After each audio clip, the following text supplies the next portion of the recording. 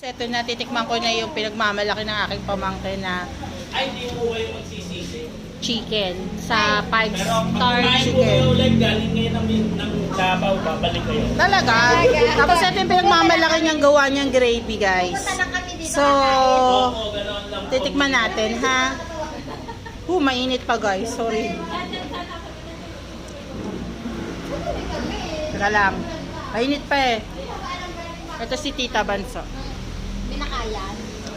Nami dito ka. Ayan po. Talagang ayaw magpatalo si Tita Bans. Kasi sabi ko isa lang eh. Ayun. Sawa siya ng pamangkin ko si Ate Dayan. Yan ang anak nilang nag-iisa. Uy! Kuya, Onad, sure ka dito? Panalo to. Guys, punta kayo dito sa Panamitan.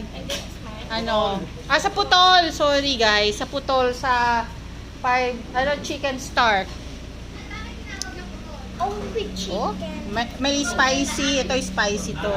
Tapos ito original. Tapos yung gawa nilang gravy. Sabi nila masarap daw. Tikman ko nga muna. Guys, eto na. Pinagmamalaki ng kapatid ko. Mm. Masarap talaga daw. Parang ano, Ayan. parang may name yung gravy niya. Ayoko Oh, guys, ma-mention. sorry. Ay, si Pero Tita Vans. kakain muna ako ng chicken ngayon. Ngayon lang naman. Si Nami. Kanya, bakit wala akong kanin?